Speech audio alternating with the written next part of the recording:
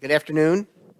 We'll call to order the regular meeting of the Village Council for February 27th, 2024. I'd like to begin by asking Father John Forbes of the Sacred Heart Church here, right down the road, to lead us and provide us with an invocation. Father?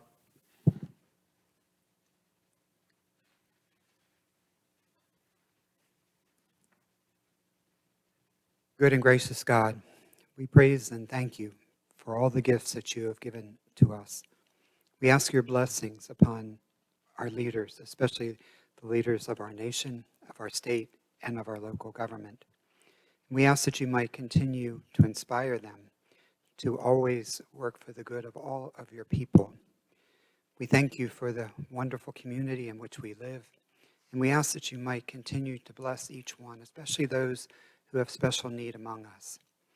We recognize all that you have given to us as such a wonderful gift, and we ask that you might continue to bless us, not just this day, but as we move forward. We ask these things in your holy name. Amen. Amen. Now, we're going to ask Marin Evans if she will come forward. She's a 9-year-old third grader at the Pinehurst Elementary School, and if you'll all rise, she'll lead us in the Pledge of Allegiance.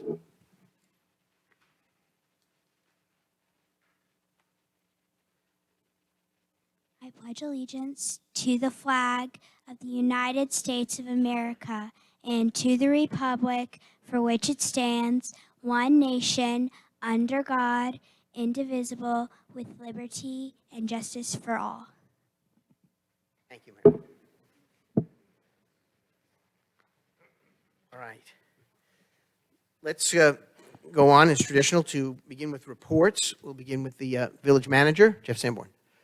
Thank you, Patrick. I'd just like to comment on one thing, and that's a guy sitting in the back of the room. A lot of us here in the room already know this, but I want to take the opportunity to publicly congratulate Jeff Batten on his announced retirement effective May 31st of this year. He's wrapping up 36 years of experience in local government. 29 of those years have been here with the Village of Pinehurst. 20 of those 29 years have been as an assistant village manager here. I think more than any other person, he is the face of our village staff. Jeff's really going to be missed, but I can tell you that we are uniformly excited and happy for him. And we're also grateful for the leadership and teamwork that he's provided to us over the years. I'll personally miss his wisdom and the calm, personable way that he has of sharing that wisdom. And I'm sure that we're going to have an opportunity here in the future to say a whole lot more. But for now, I just want to say, Jeff, thank you. Well done.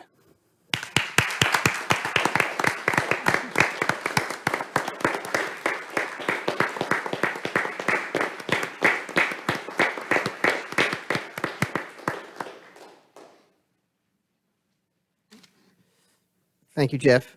I have a few just general announcements and reminders for folks, and so let me begin. First of all, the Historic Plaque Awards applications are now open until April 15th. So if you happen to live in a building that's pretty much at least 90 years old, you can be nominated. There are details for this at the villageheritagefoundation.org, and the applications will be accepted April 15th, so encourage our residents to participate. Secondly, last week, the Neighborhood Advisory Committee held its meeting here in this room. Mike Apke of the village staff gave an excellent presentation on the Ripple fiber optics. Those are those orange wires coming out of your front yard sometimes that you wonder what they are. And so your Neighborhood Advisory Committee members are fully engaged and aware about this now. And if you have questions, you can ask them, or you can certainly ask Mike Apke. This will be going on for some time. Secondly, along that line, there are a couple of remaining vacant positions for Neighborhood Advisory Committee members, and there are several vacant positions for alternates. So if you happen to live in any of those neighborhoods, and you can go onto the village website and look it up, encourage residents to step up and apply and get engaged with their village. Secondly, next week, the Beautification Committee will meet on Monday, the 4th, and the Planning and Zoning Board will meet on Thursday, the 7th. So the public's invited if they'd like to.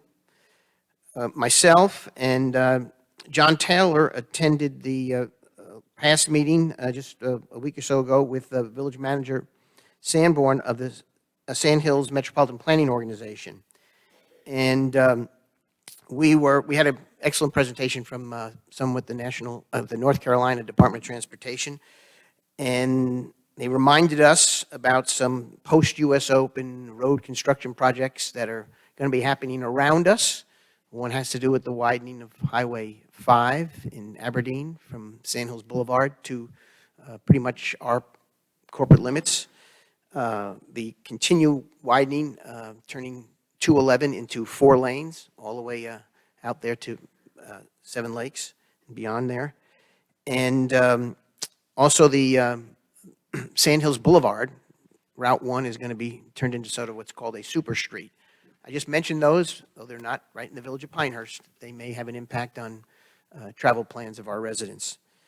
And Frank Quist, who's a current member of the County Board of Commissioners and a former mayor of Southern Pines, he advised the SMPO in general that he thought it would be a mistake to have the ETJ eliminated, that opportunity for communities to have a little say in the land right around their corporate borders.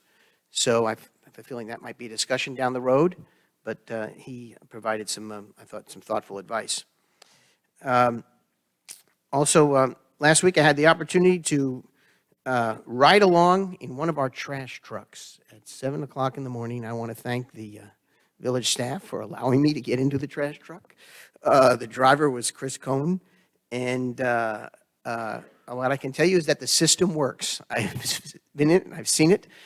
That device picks up those trash bins, throws it right into the back of the truck, and we keep moving along. And I'll pass on one bit of advice. Try to leave a little space between your trash cans. Okay? Makes it much easier. He only had to get out of the truck once. Thank you to the village staff on that, and particularly to Chris for coaching me. And finally, 2 calendar reminders. On Saturday, March 16th from 10 to 12, there'll be a St. Patrick's Day parade right here in our village. And on Saturday, March 23rd from 10:30 to 12:30, there'll be an Easter egg hunt. So that's it for my announcements and all. I'll turn to Dr. Morgan, see if there's anything he'd like to add. Thank you, Patrick. You actually covered a little bit of that. I will add on that April 6th, we do have the matinee races over at the horse track. So that'll be a big event on top of the St. Patty's Day that we have coming up. And then the only thing else I'll add is that the distance is supposed to be 4 feet between the garbage cans. And I know this because I got a little nasty gram one time when mine were about 6 inches apart. So There you go. Thank you. it does work, though. So 4 feet is helpful. And I echo the comments of Mr. Sanborn in reference to Mr. Patton. So thank you for your service. That's all I've got. Okay. John Taylor. I attended, let me think, I think it was this past Thursday, the past Thursday, or a week ago Thursday, the listening session that the County Board of Commissioners, they've been having these at the Moore County High Schools as they look to update their 2013 land use plan. And then the next day, Friday, went and attended the county commissioners' discussion of what they had heard. They had also heard I guess it was 2 weeks ago, because they'd been at Union Pines the night of our last council meeting, then they were at Northmore the following Thursday, and the commissioners held a session with a fellow who is advising them, and I think also campaigning to be their consultant as they go forward and updating that plan. I will say that what I heard at Northmore was very similar to what I heard several weeks before at Pinecrest. primarily residents from the northern half of the county, talking about the importance of preserving the rural and agricultural nature of that part of the county. I will also say there were a couple of people who are expressed, I'd say anger. They were angry at some of the things that have gone on. And this is kind of outside our bounds. We don't have to deal with people putting up very housing intended for some of the people who will come into the fort, may only be there for a year or two or what have you. And I thought the most interesting comment maybe was from Chairman Paserno when he held up a copy of the 2013 land use plan. And he said, you know, we have a bunch of items that we said we were going to do after that plan, and we really haven't done very many of them. And in listening to the 3 sessions we have, maybe what we really need to do, rather than starting over from scratch, is just do what we said we were going to do 10 years ago. And having perused a little bit of that myself, I think that that will be an important part of what they consider going forward.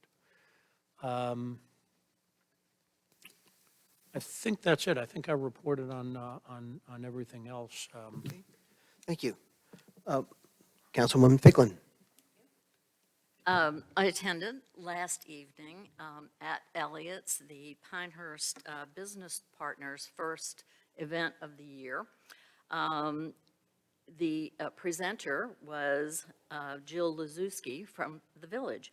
She presented information on a couple of events they have coming up, one of which is Rock the Village, which kickoff will be on May 31st. And this is a program where artists will be painting rocking chairs. They will be placed around the village.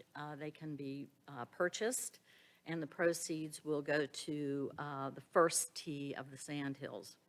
She also talked about a second event, Shop Small. This one, we've had these before. You've probably participated in them, where your receipts are put into a raffle, and winners of baskets are picked from receipts, encouraging people to take advantage of shopping in the village. This first event, there will be 2 this year, but the first event will start 2 weeks before Mother's Day. That's it. Thank you. Councilman Farrell. Thank you, Pat. Just a couple things. I did attend the neighborhood advisory meeting, and I thought it was very, very useful, Mike's presentation about the Ripple, and also an understanding that along Linden Road, they're going to install gas lines. And so that'll be interesting over the next month or so, how that plays out, because they're going to have to close a lane of that. Who knows how long that'll be. They haven't started yet. I've been trying to go up and down Linden Road looking for them, but haven't seen them yet. Jack, I actually asked that question and was told that the expectation is it could take 30 days along Linden Road. Okay, well, it'll be fun to watch. Okay. The other thing I did was I went to the HPC guidelines meeting last Thursday, where they're rewriting the guidelines once again. And it was deja vu all over again for me, watching them struggle with what should be a must and what should be a should, and so forth. So I have great empathy for their struggles and trying to find out exactly the right balance. But that was very interesting, and that proceeds, and sooner or later we will see the results of that. Thank you. Thank you. All righty. Having completed that, we'll go on to the consent agenda. And this regards the items listed below. They're considered routine or have been discussed at length in previous meetings and will be enacted by one motion. No separate discussion will be held unless requested by a member of the village council. The item is budget amendments report. Is there a discussion or a motion? What is the desire of the council? I move to approve all the items listed and considered routine on the consent agenda. Second. We have a motion and a second. All those in favor say aye. Aye. Opposed, no. Okay, it's approved. Consent agenda is approved. We'll now go to items 5, 6, and 7, which are somewhat similar. They have to do with resolutions honoring former Mayor John Strickland, former Councilman Tom Henny and former council member Jane Hogaman. So I'm going to ask John Strickland to join me up here, and we'll begin.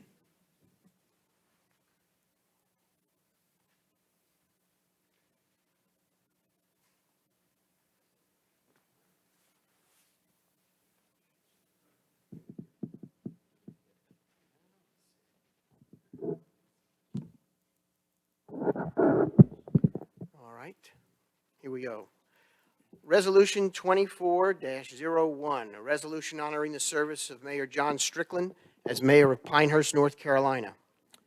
Whereas the Village Council of Pinehurst, North Carolina wishes to acknowledge and express its appreciation to Mr. John Strickland for his dedicated service to the citizens of Pinehurst as mayor, and whereas Mr. Strickland served as the Village of Pinehurst mayor from December 2019 to December 2023, and whereas Mr. Strickland dedicated his time, knowledge, and abilities to the village and provided unwavering leadership and thoughtful consideration to all matters, and whereas Mr. Strickland was a key partner in negotiating the development of the USGA Golf House Pinehurst facilities and the establishment of the Village of Pinehurst as the first U.S. Open anchor site, and whereas Mr. Strickland played an integral role in notable projects such as the acquisition of the Gibbon Memorial Library and Tufts Archives, the formation of the Sandhills Metropolitan Planning Organization, and the creation of the Cooperative Liaison of Mutual Beneficial Agreement with Dornot, Scotland. And whereas Mr. Strickland actively participated in the formalization of the Neighborhood Advisory Committee, and whereas Mr. Strickland contributed to the development and adoption of the Downtown Amenity Plan, the 2023 Parks and Recreation Master Plan, Tree Buffer Ordinance, the 2023 Stormwater Management and Master Plan, and Village Place and Pinehurst South Small Area Plans and Form-Based Guidance Plans. And whereas Mr. Strickland was and continues to be a strong advocate for the community of the Village of Pinehurst. Now, therefore, be it resolved by the Village Council of Pinehurst, North Carolina, in a regular meeting assembled this 27th day of February 2024 as follows. Section 1, that on behalf of the citizens of Pinehurst, the Village Council expresses deep appreciation and gratitude to Mr. Strickland for the gifts of time, ability, and commitment in carrying out his duties as mayor for the Village of Pinehurst. Section 2, that a copy of this resolution be spread upon the permanent minutes of the Village of Pinehurst, and a copy, therefore, duly executed by the mayor and village clerk, be presented to Mr. John Strickland as a token for our gratitude. This resolution passed and adopted on the 27th day of February 2024. Thank you. Congratulations, John.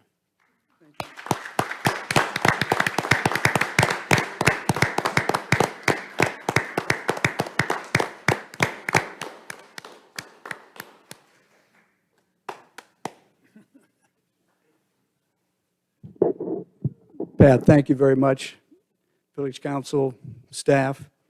It was, of course, a great honor and a privilege to be the mayor of Pinehurst from 2019 to 2023, and for about a decade before that, involved in other village government committees and commissions. I'll certainly, as all of you here, look forward to following the work of the staff and the Village Council and the mayor, Pat, into the future. And we wish everything in good success to this council and future councils with their work for the Village of Pinehurst and managing things in a very fair and balanced way. So thank you very much for this honor. It's greatly appreciated. Thank you.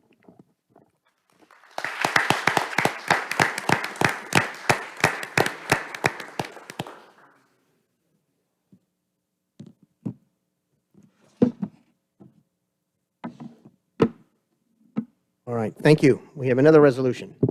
Resolution 24-11.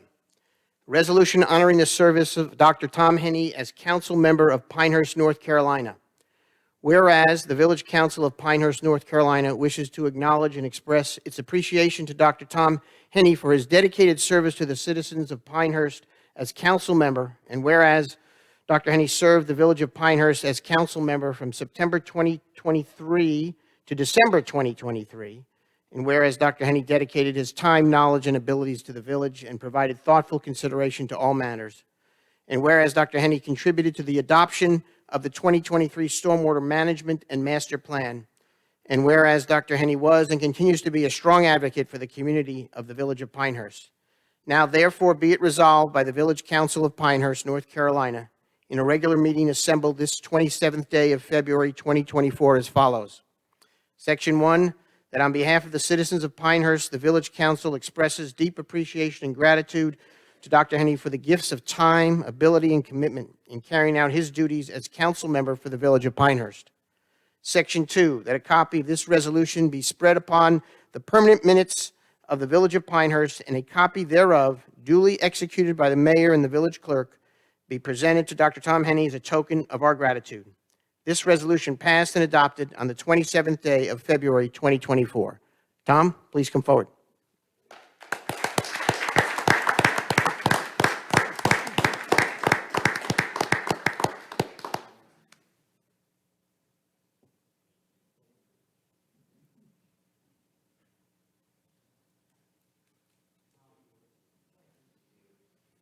This is so nice. I'm not going to cry in a minute, so better. But thank you so much. It was a privilege to serve this village, where the issues are so important and our passion runs so deep in this village. So thank you so very much, all of you.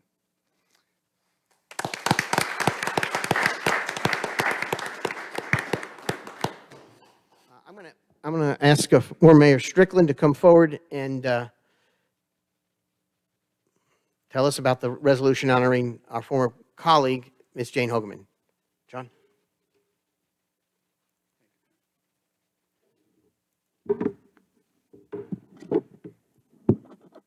I had the privilege of working with Jane for 4 years until her untimely death last July, and to have the privilege of working with some of her family since that time in helping him through the process and remembering Jane at the same time.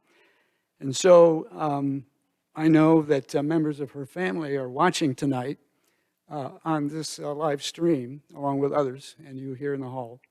And so I want to read this, which Jane would have received directly if she'd been with us, but not.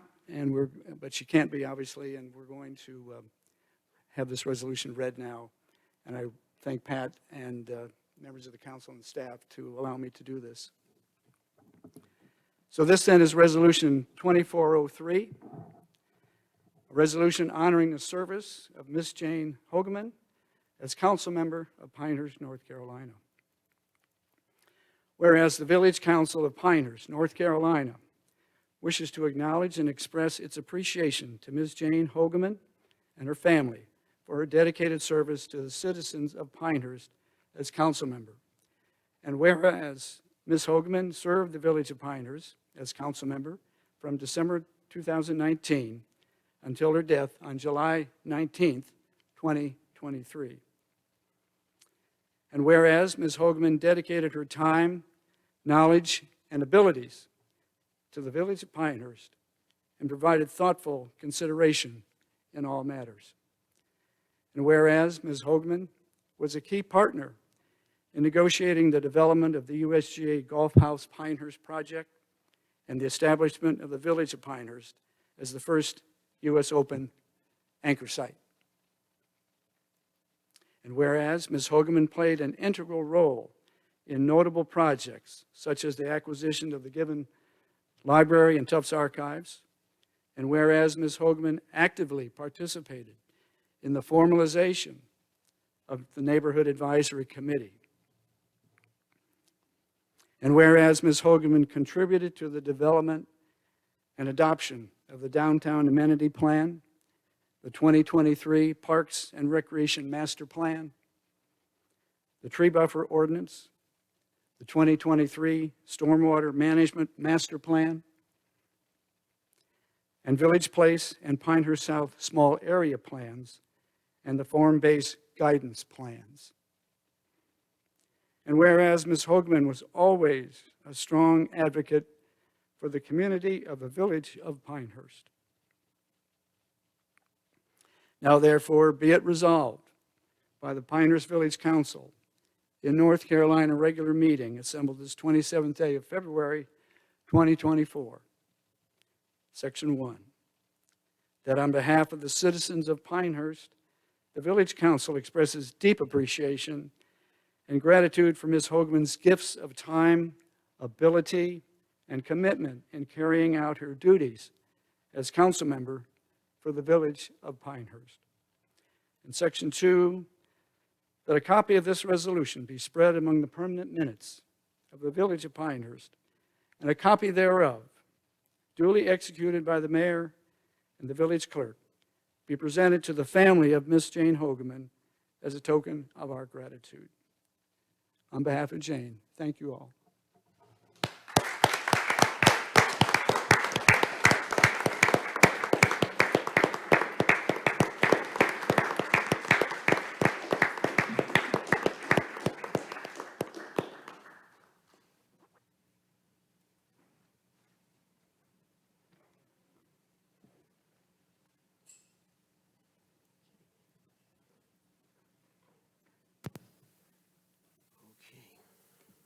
Thank you all.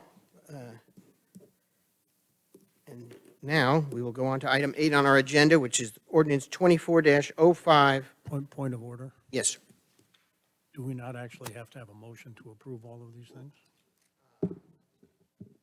Could we not possibly combine them all into a single motion? That's a very good thought. Let us do that so we don't get out of line here. I'll ask you to combine the motions. I move to approve Resolution 24-01, honoring the service of Mr. John Strickland as the mayor of Pinehurst, North Carolina. Resolution 24-03, honoring the service of Ms. Jane Hogeman as council member of Pinehurst, North Carolina. And Resolution 24-11, honoring the service of Dr. Tom Henney as council member of Pinehurst, North Carolina. Second? We have a motion and a second. All those in favor say aye. Aye. Okay, so adopted. Thank you, Councilman Taylor, for pointing that out. Now we can go on to the mid-year budget amendment issue. And I see Dana lining it up for us. Good. Because I can't get it on my little screen.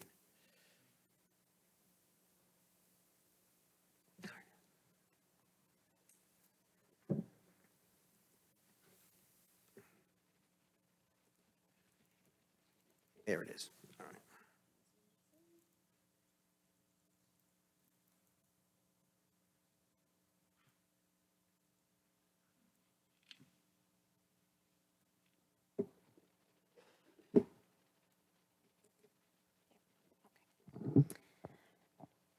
Good afternoon, Council. Presenting my review and projections through the end of this fiscal year, FY24. So I've taken our budget to actual reports through January 31st and also a few weeks into February, based on any additional information that we have at this point through the fiscal year compared to, around this time last year when we were developing the budget. Discussions with the managers, the department heads, to come up with our revenue and expenditure projections. And we are going line by line through each of the budgets.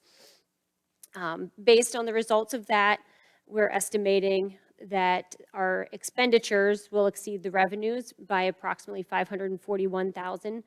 So that would mean that if that is the year-end result, we would be drawing down from fund balance. But our original budget for FY24 anticipated us having to draw $600,000 from fund balance. So we have had some improvement compared to that original budget for the fiscal year. If we take a look here at the mouse is a little, the battery must be running low.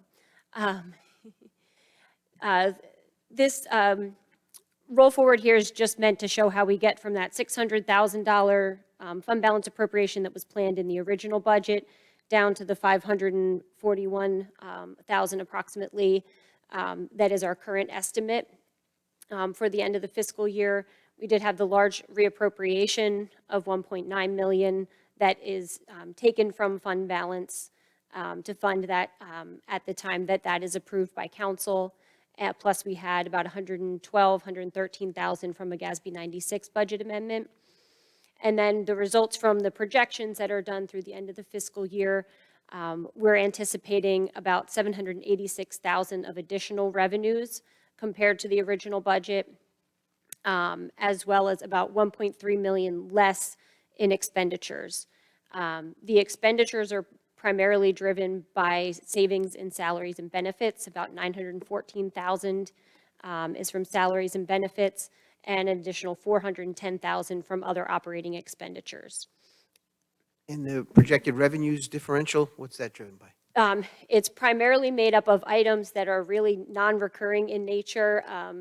Sales of assets, we did receive, I think, over 200,000 from the land swap with the county, as well as about 50,000 from selling vehicles and some other assets in December. Investment income and funds from the Given Bookshop surplus that we anticipated receiving none because we weren't sure if they would turn a surplus or not. And we ended up receiving about $100,000 from that this fiscal year. The 900,000 in salaries, those are approved positions that are not currently staffed? Correct, or at some point during the fiscal year so far have been vacant. About 500,000 is salaries and wages, and then the remainder are the associated benefits and insurance costs. About half of the salaries are within the police department, which we know has had the most turnover and vacancies during the year. Thank you. Yep.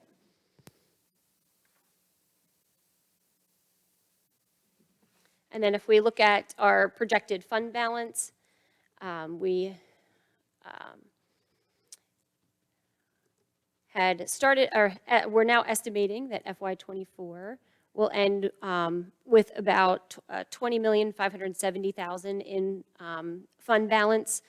That is an overall increase of about 1%, $200,000, which would mean we would end the year with about 74% of budgeted expenditures. So well above our policy, but that has kind of been what we've been planning for. So we would have the funds available to fund the library and other projects that we have coming in the pipeline as we have them in the plan now. Then the memo gets into the individual line items that are proposed to revise in the budget amendment ordinance that was attached. Some of these items I don't necessarily want to go through them line by line unless you would like me to, but it does have explanation for each of them. Just how do we receive more from the Powell bill than we think we're going to get? So we do an estimate at budget time. We don't know the exact allocation that we will receive. In October is when the Department of Transportation does its calculations, because there's a portion that's based on, I think, the miles of roadway that you maintain, and then there's another portion. Do you remember? Population. But that's what I thought was by population.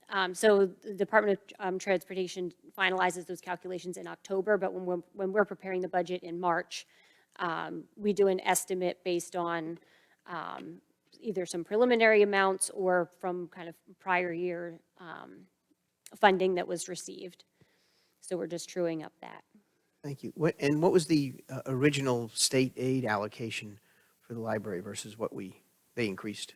Yep, so similarly for that one, we get a preliminary amount from the state. I think it was $7,500. It's not a lot of money.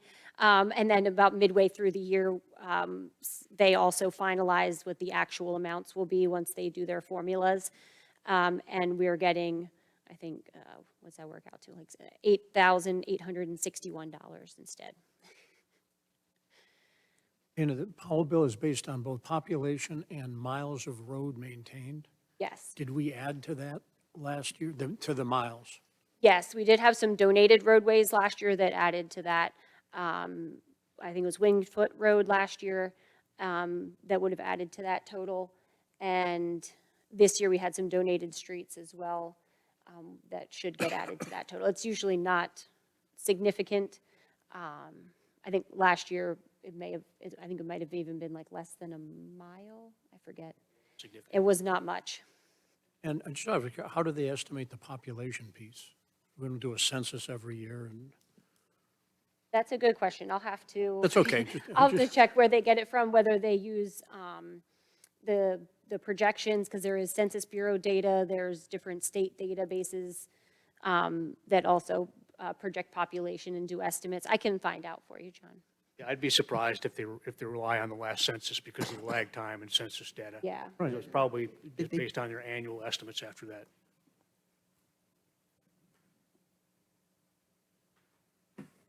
Some of the other adjustments, one is the harness track. We are actually reducing that revenue budget based on, since we're kind of in the prime of their season, we have a pretty good idea of what their revenue will be based on the actual amount of rentals. This $25,000 is just, on a percentage basis, that must be dust, right? For the village's budget as a whole, yes. Yes. For that specific line item, we had originally budgeted, I think, $190,000. But yes, for the village's budget as a whole, it's not significant, and it's offset by much larger increases that we're making in this amendment. Thanks. The Fair Barn, we're increasing by about $20,000. Then the sales of fixed assets, we're increasing about $290,000. That's from the proceeds from the land swap with the county, as well as some pretty significant surplus asset sale that was done in December. Then with the Given Bookshop, we received 2 surplus payments according to the library transfer agreement, $30,000 for calendar year 22 and $77,000 for calendar year 23. These are payments that I would not anticipate receiving in future years. It would be great if they are able to generate a surplus, and we're hoping that they are. But of those amounts that we received, a significant portion was the funding that the village gave for the bookshop in terms of reimbursing for rental and paying some other operating expenses in accordance with the agreement. But that stopped as effective December 31st of 2023. So they will no longer have the support from the village going forward to help generate revenue. And the final revenue item that's pretty significant is the investment income. We did budget pretty conservatively, never knowing what the investment return will be like. It is pretty closely tied to the federal funds rates. We have budgeted about 3% yield, and we've been seeing an average of about, where is it in there? But basically over 5% over the course of the fiscal year so far. And then with the expenditures, they're primarily, we are reducing expenditures in the ordinance by about $210,000, and it's primarily driven by items where we are making an estimate, our best guess at budget time of what we will need. And there were some things where we simply did not need that much. For legal services, fortunately. There's also the village's share of member dues for the SMPO that we had at the time anticipated that we may need to make a contribution this fiscal year. We now know that we will not for FY24. We always budget for salary market adjustments within the Human Resources Department to where we would move that money to other departments if needed based on the salary studies that are done and the individuals that get market adjustments. We were able to absorb those increases this fiscal year within that the department budgets for salaries. Gas prices went down compared to budget time last year. Based on the pavement patching and small drainage project work that's planned, we should have some excess funds in streets and grounds for that. And there was a skid steer rental planned that they will not be needing at the harness. For those of us who are not familiar with what is a skid steer? I am probably not the right person to ask. Okay, that's all right. Somebody knows what a skid steer is. Mini Bobcat. Oh, a Bobcat is the equipment. Gotcha. Thank you. Thank you, Doug. So in total, the ordinance is increasing revenues by about 750,000, reducing expenditures by 210,000, and reducing our fund balance appropriated by 960,000. So we are in a good financial position, definitely in line with what we had planned, that should allow us to move forward with the SOP, and feel confident that going into this budget cycle, we're starting off in a good place. Questions from the council? The money market fund in which we invest, do you know what the average maturity of those holdings are? Yes, it's less than a year. I can find out more precisely, but I know it's less than a year. It's always good to be conservative, but we have 4 months left, and if it's, let's say, 4 or 5 months, they're not going to fall to 4%. We're going to beat that. Even Yes. even the increased estimate, we're going to beat that. Correct, yeah. Squirreling away acorns there, I see. Councilman Ficklin? No? Jack Farrell? No, I'm just happy to see we're in strong financial condition, no question about that. And all these adjustments are really just to reflect the reality of we are experiencing and we anticipate for the next 4 months. Is that correct? Correct. Okay. Fortunately, we have fewer expenditures in the payroll department than we would like. The good Yes. news and the bad news there, right? Yes, and that's something that historically, at least from my looking back, that's something that even if we anticipate having savings, we're usually not adjusting Rather not have in that benefit. the right? mid-year, but correct, that's not really where we want our savings coming from. We want to be fully staffed, Correct. to be able to provide the highest level of service possible. Great. But Good job, thank you. thank you. All right, hearing no other questions, I'll entertain a motion. I move to approve ordinance 2405, an ordinance amending ordinance 2314, appropriating funds for operations of the Village of Pinehurst for fiscal year 2024 regarding revenues and expenditures of the general fund, mid-year budget amendments. A motion?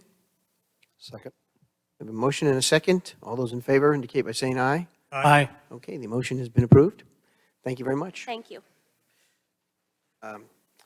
Item 9 on our agenda is other business. So if there are members of the council who have some other business they'd like to raise that we either discuss now or we just remind ourselves to discuss at another time, either case, we'll go around the table. We'll start. Jack, anything you want to? No, I'll mention them in the work session. Work session, okay. Barb? Councilman Taylor? Same. Dr. Morgan? I'll mention the work session also. Okay. No other business to mention there. We can take them up in the work session. We now come to item 10, which is comments from attendees. We're checking to see if there's anybody who signed up to make a comment. There is one person. If you have not signed up, but you would still want to make a comment, feel free. Come up to the microphone in a moment.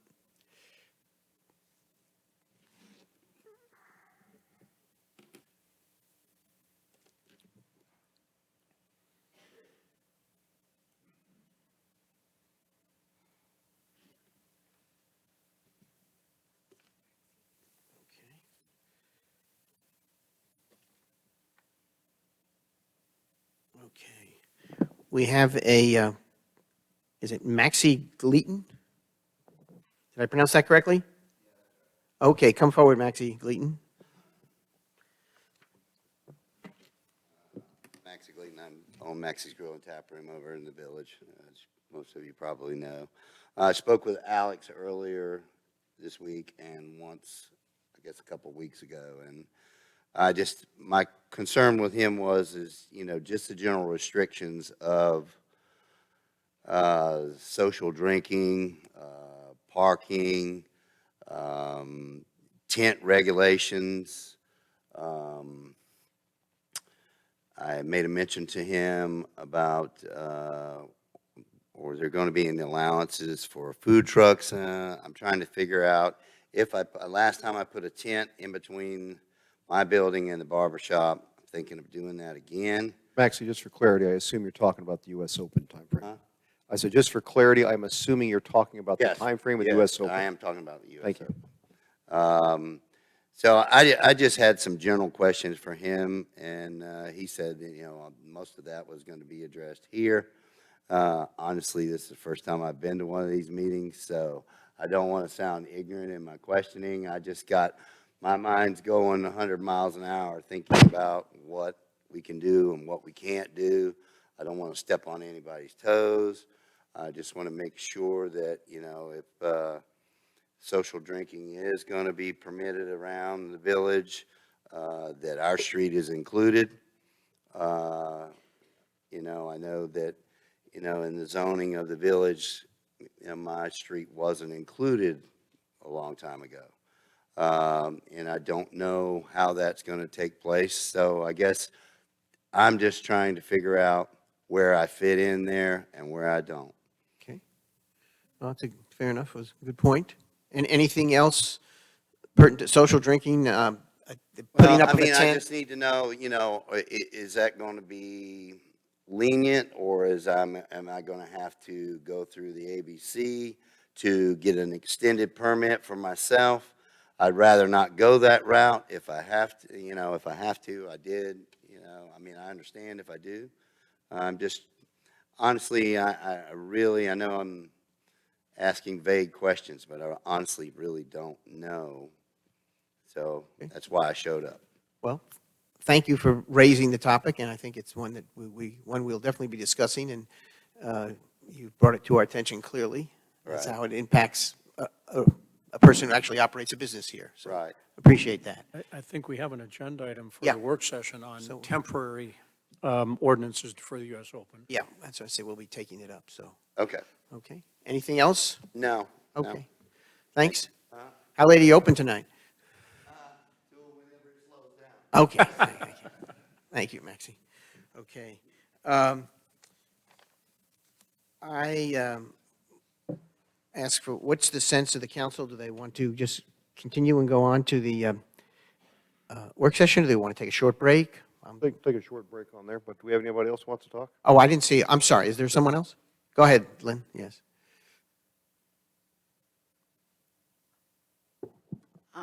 I just want to say that, that's looking at our savings for the city, town. I think that's pretty impressive that we've got $20 million put away. And I hear so many cities and states and the country itself are broken in debt, and we're ahead, and I think that's wonderful, so congratulations.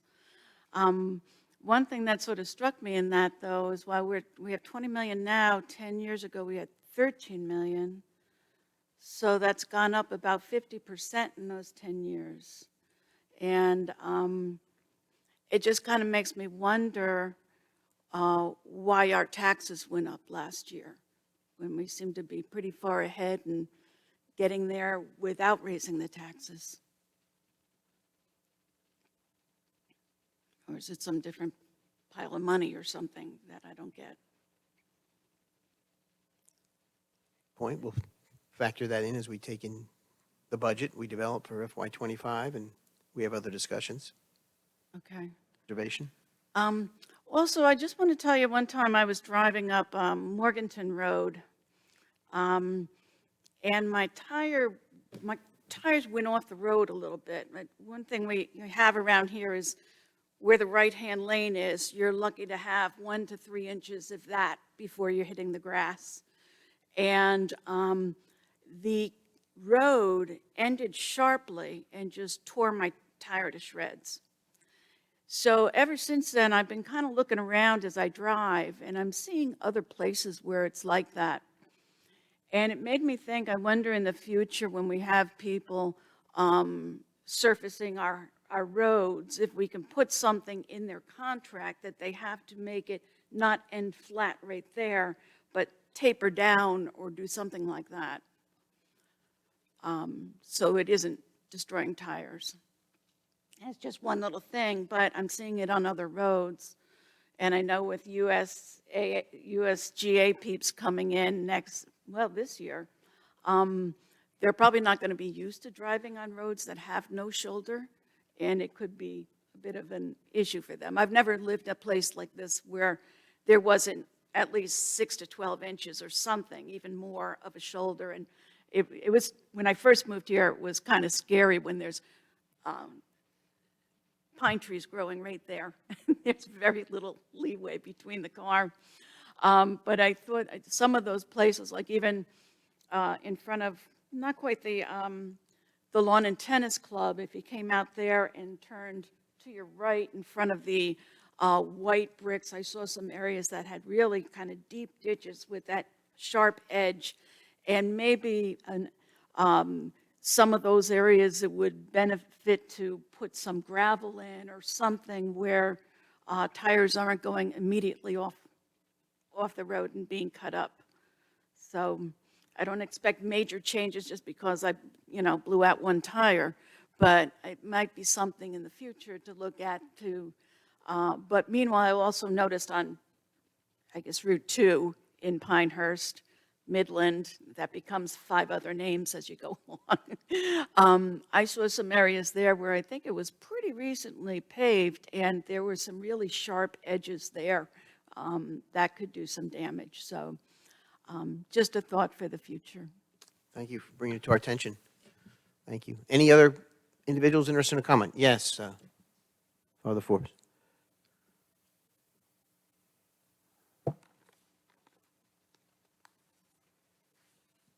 I know you all have been working really hard on the library plan, and I just want to put my 2 cents in.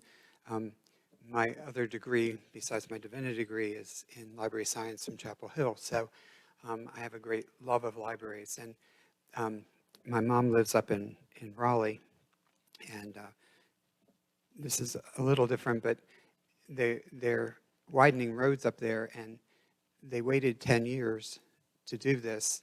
And what would have cost them $30 million is now $109 million. And they've had to reduce the project by half because of the increased costs. I would encourage you to be careful in deciding how big you want to build, to make sure that it's not something that you're going to need to revisit in a few years and have to add to, because I think the costs are just going to keep escalating. So I would encourage you to really think about what we really need, and even perhaps think about what future growth is going to look like as opposed to what we need right here today. Because, as I say, everything's getting more and more expensive more and more quickly. And I think we don't want to be short-sighted in not building what we really need for our community. And it's important for a lot of our families, not just for older people, but for the children too, to be able to get their hands on books and the services that a library provides. So I really encourage you I agree. I know nobody likes to see big surpluses and nobody likes to pay taxes, but sometimes that's necessary in order to have the services that we need. Thank you, Father. Any other comments from members of the public? Okay. All righty. We have concluded the comments from attendees. If I may, there was one thing I forgot to mention in my Go ahead. reports earlier this morning. I attended this morning the Public Works Department Utilities Task Force for Moore County. Among other things, they received an update on their water supply plan. This is something that I'd mentioned a while ago. The county feels like at its current 5.9 million gallons per day that they buy from various sources, that they could be out of water by 2029 or 2030. They have a plan in place to try to add 6 million gallons per day to that. They received, and I have the presentation here. I'll send copies around to everyone. I just didn't get a chance to do that today. They received a study from LKC Engineering, who's been consulting to them for some time, and they apparently have, in fact, settled on one potential project. That project has 2 phases. The 2 phases together will be slightly under $200 million in total cost. A very nice map here that says what they're going to do. They're basically going to come down from the north out of the deep river, and they're going to need to build a water treatment plant, among other things, and maybe require an inter-basin transfer agreement. But they are moving along in this regard. There was no opportunity for public Q&A, so I was not able to ask them how their calculations might change if you did not just accept as chiseled in stone the 70,000 increase in population over the next 25 years. But they are moving along on that. And if people are wondering how the $200 million is going to be paid for, the simple answer is it will be paid for not by taxpayers, but by ratepayers, people who buy water from the water supply district. So I apologize for not having mentioned that earlier. One question, which organized body made that decision? You, The County of Moore, North Carolina Public Works Department Utilities Task Force. so it's a And task They're force. the one that is looking at water projects. Now, does their, I'll call it a decision, but does their decision go forward to the county board, or what is the process as this moves No, along? The chairman presiding over this hearing was Nick Paserno, and one of the other council members was also present there, along with members of both legal, planning, and IT services. The second topic they took up after this was actually security considerations. We're all familiar with what happened a year ago in January, or a year ago, December, and they have taken certain steps. They've installed cameras around the buildings. They're going to put actually some fencing around the Cannon Park tower and the associated infrastructure that goes with that, tech infrastructure that goes with that. So, and then they went on to discuss general project, there's Seven Lakes Sewer, Vass Sewer, Linden Road wells, and West End water system extension. So this is an ongoing task force, but the most significant thing they talked about is this requirement to substantially increase the amount of water that's available in Moore County. Thank you for bringing that to our attention, and obviously, something we'll have to continue to watch and monitor to see what their next steps are. All righty, we'll back to your earlier comment. If I get a motion, we'll entertain it, and then we'll to adjourn, and I motion to adjourn the regular meeting. we, Second. all in favor, say aye. Aye. Okay, we'll take a 10-minute break. Thanks.